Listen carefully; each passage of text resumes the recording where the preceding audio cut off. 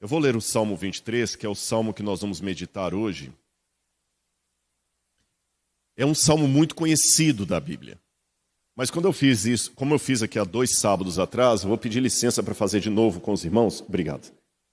Que é olhar o texto dentro da cultura do Antigo Oriente Médio.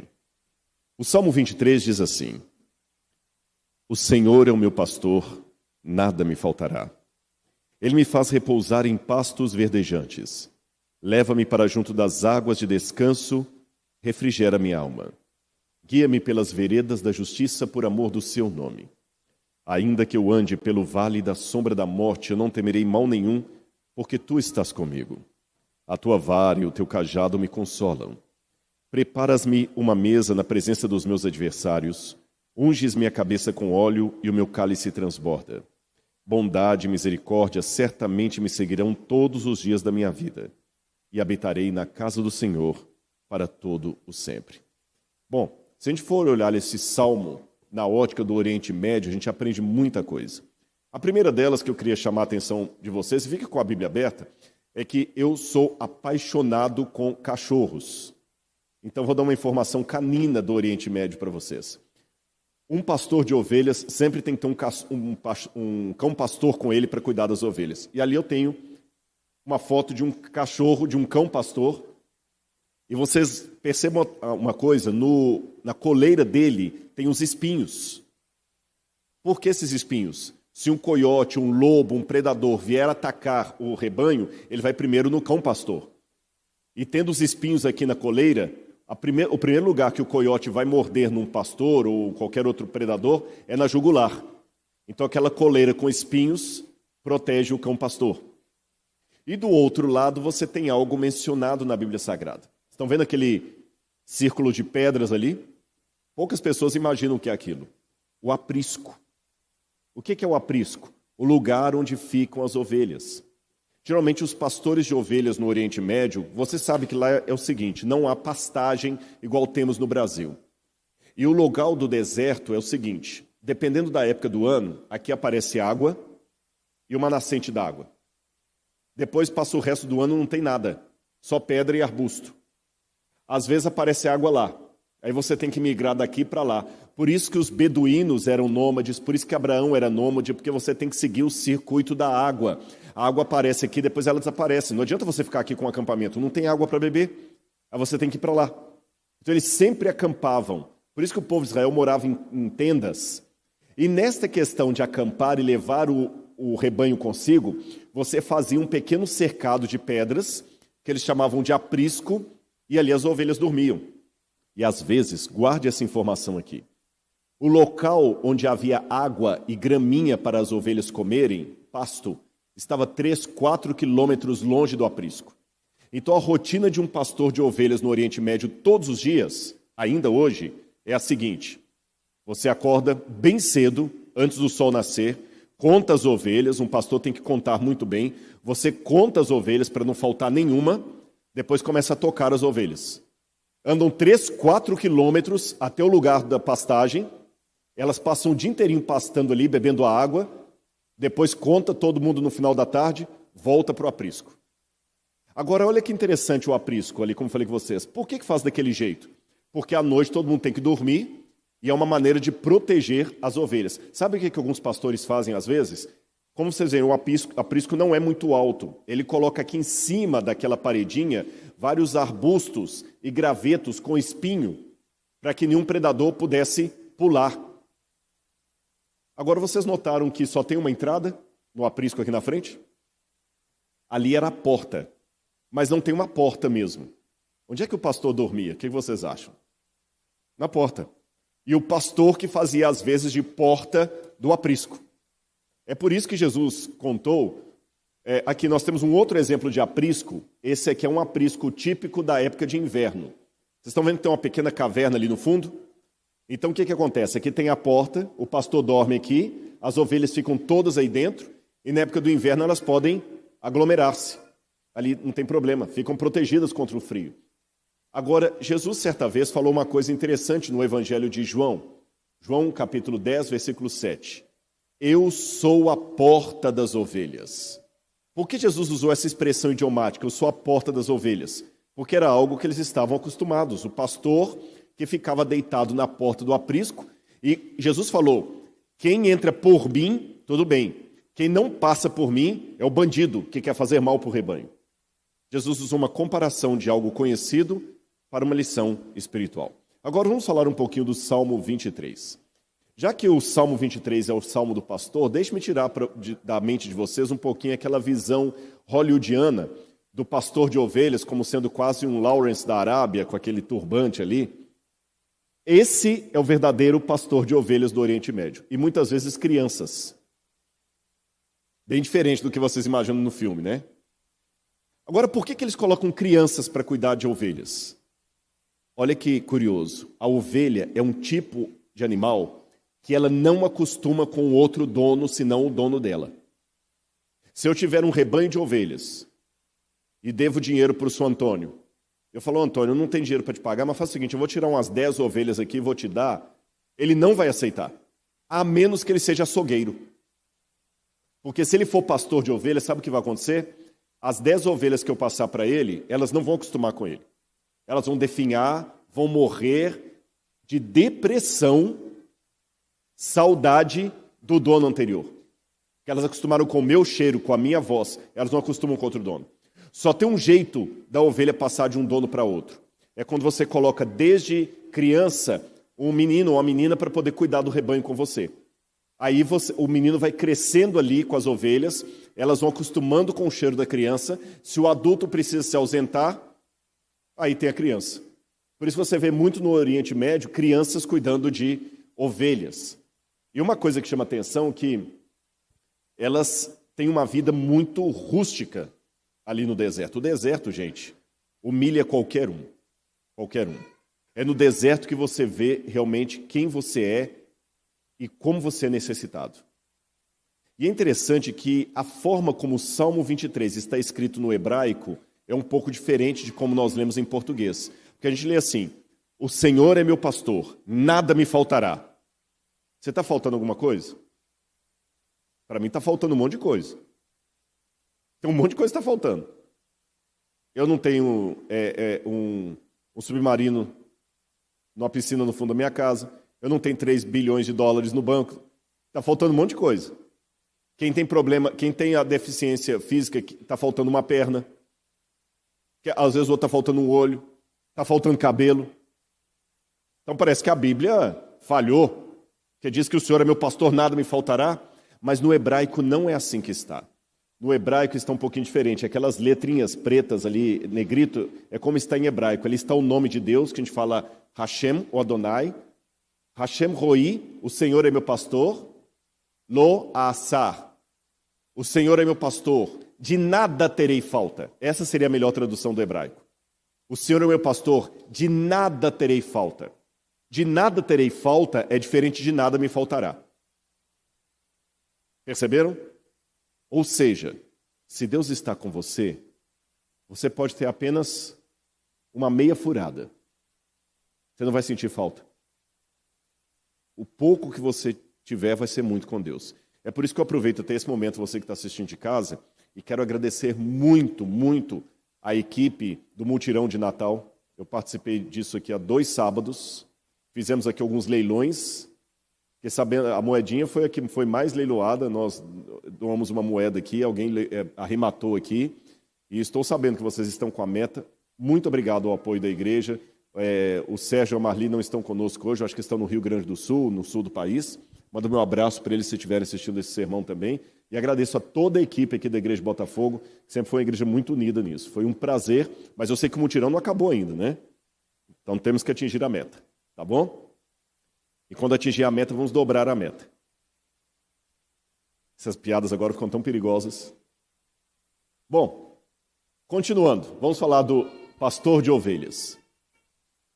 Uma coisa que me chamou a atenção vendo pastores no Oriente Médio é que eles têm uma mistura de rudeza com delicadeza.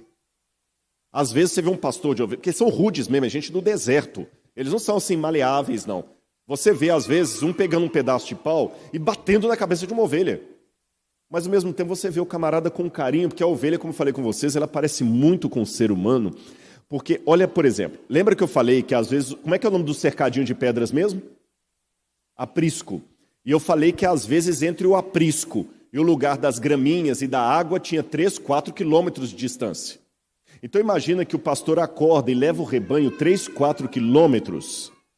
Dá trabalho. No deserto você fica cansado.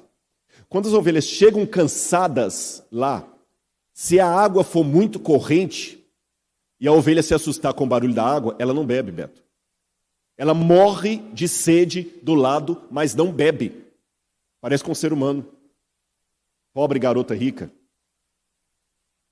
Sabe, tem tudo ali do lado, mas não estica para beber. Se às vezes a água está suja, ela não bebe. E eu vou mostrar para você o que o pastor de ovelhas faz. A primeira coisa que chama atenção é que quando fala assim, ele me faz repousar em pastos verdejantes, você imagina isso aí, não é? É assim ou não? O Senhor é meu pastor, de nada terei falta. Ele me faz repousar em pastos verdejantes. Ah, que bonitinho. Só que isso aqui é o pasto verdejante do Photoshop. Posso mostrar o pasto verdejante de Israel? Esse é o pasto verdejante. Choca, não choca? Vocês estavam esperando que era isso aqui, né? Historinha das crianças conta assim, a ovelhinha que o pastor levou para o pasto verdejante. Aí o arqueólogo vem e destrói seus sonhos. Esse é o pasto verdejante. Agora vocês entenderam o que eu falei? Que o início do Salmo, o Senhor é o meu pastor, de nada terei falta, tem mais sentido? Porque aquilo ali não é um banquete. Mas se a ovelha está com o pastor, é assim que Davi cuidava das ovelhas. Está tudo bem. Era esse o pasto verdejante. Olha aqui, quanto pasto verdejante, olha só. E eu disse questão da água, que às vezes a ovelha assusta, não bebe a água. Olha as águas de descanso como é que são. Às vezes são águas barrentas. Porque a água aparece no deserto num lugar desse, ela fica aí às vezes um mês e meio, depois ela desaparece e ela aparece no outro canto do deserto, obrigando o pastor com o rebanho a migrar. Às vezes a distância do aprisco para o lugar de pastagem, 3, 4 quilômetros, às vezes viram 10. Às vezes as situações que o pastor tem que ficar acampado lá perto, que não dá para voltar. Lembra que Davi, quando foi ungido como rei de Israel, ele nem estava com os irmãos em casa, ele estava num lugar bem longínquo. Agora olha a paciência do pastor quando a ovelha não quer beber a água. Tem lugares no deserto que eles fazem um poço, às vezes de 20 metros, 30 metros de fundura. Aí uma coisa que eu sei que vai chocar vocês, o pastor bebe a mesma água que a ovelha bebe. Está vendo a ovelha colocando a carinha ali? Porque ele tira a água do poço, joga nessa pequena bacia de pedra ali, a ovelha vem e bebe, o pastor também vem e bebe. Mesma coisa. Aí eu falei com vocês que às vezes eles são meio rudes. Lembra que eu falei da menininha que bate? Olha lá, ela tá metendo a marreta na cabeça do... o pedaço de pau ali na cabeça da ovelhinha, mas ao mesmo tempo, olha a paciência. A ovelha, lembra que eu falei que às vezes a ovelha não bebe a água porque ela está com medo? O pastor vem com a mão e leva até a boquinha da ovelha para beber. Essa foto aí me chamou muito a atenção. O pastor pegou uma garrafa PET, encheu de água e deu na boca da ovelhinha como se fosse uma mamadeira. Porque, com certeza, por alguma razão, ela não quis beber a água do poço ali, a água que minou ali na terra. Ela não quis beber, para ela não morrer de sede, ele vai e dá de mamadeira para ela. E com um detalhe, para você essa garrafa PET é lixo, para ele é o cantil dele. Porque, gente, no deserto não tem água, tem até uma história, essa história é verdadeira. Sabe aquele famoso Sir Lawrence da Arábia, que era um espião e tudo mais? Tem uma história real que uma vez ele levou um sheik à Inglaterra, para visitar a Inglaterra. E quando o sheik estava indo embora, ele falou assim, olha, sheik, a gente quer dar um presente para o seu sheik, que tinha dinheiro, era um sheik do deserto. O que o senhor quer levar daqui? Sabe o que o sheik pediu? Uma torneira. Ele pensava que a torneira é só você abrir que a água estava na torneira. Então ele queria levar uma torneira para levar para não ter que buscar água de tão longe. Então, muitas vezes no deserto, já aconteceu comigo, às vezes eu estava com a água assim, dá um pouquinho só água, eles pegam, lá, toma. Na época do Covid é uma maravilha isso, né? E ele bebe naquela mesma garrafa PET ali. Eu sei que para você, fala assim, ai que nojo, é verdade, Mas, por outro lado, olha que amor. Ainda que eu ande pelo vale da sombra da morte, não temerei mal nenhum. O vale da sombra da morte é o Wad Kilt. Wad Kilt é um vale que fica entre Jerusalém e Jericó. É esse vale aí, ó. Por que ele é chamado de vale da sombra da morte? Pena que o laser não funciona aqui, mas talvez o pessoal do som pode me ajudar. Vocês têm como colocar aquele mouse aí, não tem? Ó, exatamente aí, ó, a estradinha. Estão vendo essa estradinha? Onde o mouse está ali, é um homem andando, ó. Estão vendo? Tem um homem aí, ó. Então, às vezes, você tinha que passar com as ovelhas nesse lugar aí. Por isso que é chamado de vale da sombra da morte. Porque se você cai ali, é um abraço. E o interessante é que a ovelha é um animal que tem muito medo. Muito medo. E pena que eu perdi uma foto que tinha, já procurei no computador, não achei, mas vocês vão imaginar. Eu tenho uma foto, que não sei onde está, de ovelhas passando por aí em fila indiana. É incrível, gente. É incrível. O pastor, ele faz uns gestos lá, uns sons estranhos com a boca. E as ovelhas vão todas atrás dele, faz a fila indiana. Tudo bonitinho, sem medo. Eu não tenho coragem de passar, as ovelhas vão. Eu já vi, lá no Negev, um rebanho de ovelhas descendo, outros subindo, e você pensa assim, vai misturar tudo. Um pastor cumprimenta o outro de longe, começa a cantarolar, o outro a tocar um instrumento, um rebanho passa pelo meio do outro ali, olha, sem misturar nenhuma. Nenhuma. Aí eu lembro de Jesus no Novo Testamento que disse o seguinte, eu sou o bom pastor, eu dou a vida pelas minhas ovelhas. Elas ouvem a minha voz e me seguem. Jesus partiu de exemplos do dia a dia. Uma outra foto antiga lá do Vale da Sombra da Morte, as ovelhas todas passando ali. E novamente o Vale da Sombra da Morte. Por que a Bíblia fala que ele não temerá mal nenhum? Ele fala o seguinte, ainda que eu ande pelo Vale da Sombra da Morte, não temerei mal nenhum, porque tu estás comigo. E fala, a tua vara e o teu cajado me consolam. Peraí, isso aqui dá um nó. Sabe por quê? Se ele falasse assim, ainda que eu ande pelo Vale da Sombra da Morte, não temerei mal nenhum, porque o Senhor está comigo, tudo bem. Mas ele fala, a tua vara e o teu cajado me consolam. Sabe por que é complicado? Eu vou falar com vocês por quê. A primeira coisa que me chama a atenção, como eu havia dito, as ovelhas são muito medrosas, certo? Mas se o pastor está com elas, parece que elas perdem o medo. Essa foto não é minha. Essa foto foi tirada pela Reuters, na época da Guerra do Golfo. Lembra que na época do Bush pai, George Bush pai, eles colocavam fogo nos poços de petróleo, explodiam. Estava tendo explosão lá que vocês sairiam correndo desesperados. O pastor de ovelhas estava numa rodovia e elas todas aqui juntas. Elas andam igual, como se fossem aquelas legiões romanas, assim, todo mundo juntinho. Elas são todas juntinhas. Se o pastor estiver ali, agora se o pastor sai, cada um vai para um canto, elas debandam. Explodiu. Se o pastor está perto, as ovelhas se juntam perto do pastor. Quando é porco, cada um corre para um lado. Você é ovelha ou você é porco? Na hora da explosão, você se junta com seus irmãos ou você procura o seu canto? Agora, a questão da vara e do cajado. A princípio, não é bem para proteger. Ali você tem o sarcófago do Tutankhamon. O Tutankhamon era um faraó do Egito. E embora no Egito a profissão de pastor de ovelha era a ralé da profissão, paradoxalmente falando, o faraó era tido como o pastor do Egito. Por isso que muitos faraós, no esquife deles, você tem o faraó com esses dois instrumentos aqui. Estão vendo ali na mão do Tutankhamon?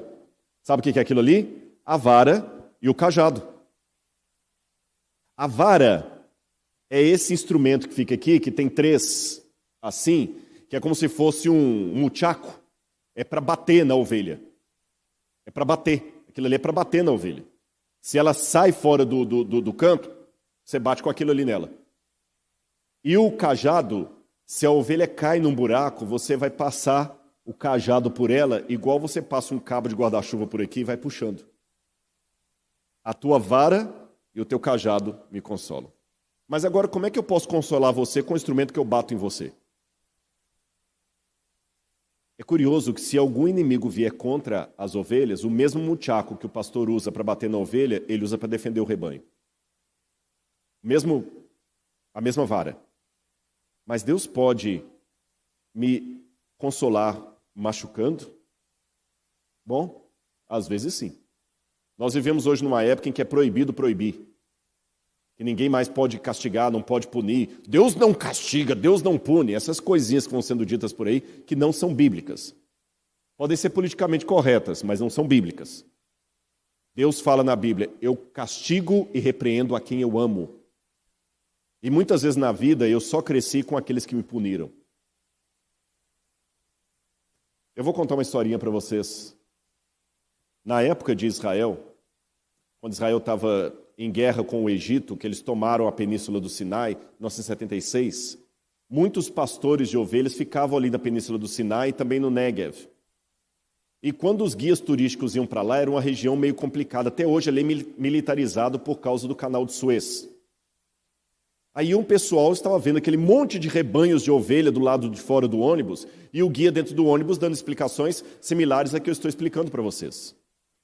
E quando o guia ia passando e explicando, o pessoal, que legal, deixa eu tirar foto, deixa eu tirar foto. Nem tinha celular na época, hein? Olha, eu vou parar rapidinho, vocês tiram foto e voltam, tá bom? Tá bom. Quando começaram a tirar foto das ovelhas, um pastor pegou uma ovelhinha do meio das outras, trouxe até um local assim e com um pedaço de pau, quebrou a patinha da ovelha. Essa foto não é a foto real, é apenas para ilustrar. Ele quebrou a patinha da ovelha e começou a arrumar. Todo mundo achou aquilo um absurdo.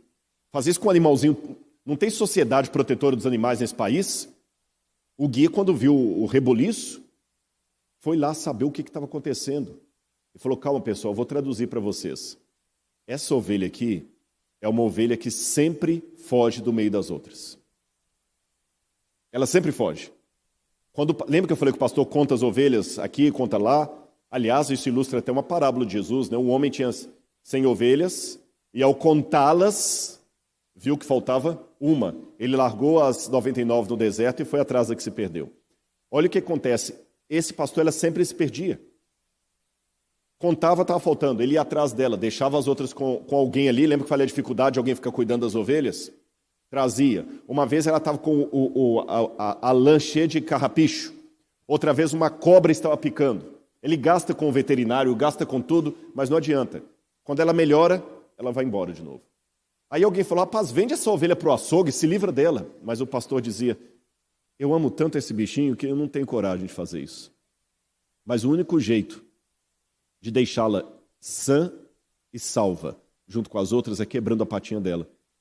Porque assim ela não vai poder ir embora. Mancando, ela não vai para longe. Dói mais em mim do que nela. Ela não entende por que eu sou o pastor dela e estou quebrando a patinha dela. Mas eu tenho que fazer isso. Agora, lembra que eu falei com vocês que às vezes o aprisco e o local de beber água ficavam quilômetros distante? Enquanto todas as outras andavam, aquela tinha que ser carregada. Eu estou indo para a parte final do meu sermão e eu quero perguntar para você. Você que está assistindo de casa, você que está acompanhando em qualquer lugar do Brasil, você que está assistindo aqui, o que será que Deus tem que fazer para levar você para perto dele? Às vezes ele vai te dar água numa garrafinha PET com todo carinho. Às vezes ele vai guiar você pelo vale da sombra da morte com todo cuidado. Às vezes ele vai ter que quebrar a sua patinha para você entender que precisa dele. Eu só sei de uma coisa. Quer me dando água, quer me machucando, ele ainda é o meu pastor. E de nada eu terei falta. E o que será que ele vai precisar quebrar em mim? Eu não sei, meus irmãos, mas eu posso dizer de público para vocês. Deus já me quebrou muito mais do que uma perna. E apesar de não ser masoquista, eu agradeço a Deus pelas vezes que ele me machucou. Porque Deus não machuca por mera vingança, por capricho, por sadismo. É como pastor, para proteger. E o término do Salmo diz, preparas-me uma mesa na presença dos meus inimigos. Unges minha cabeça com óleo, o meu cálice transborda. Esses dois vasos aí, na verdade é um vaso só.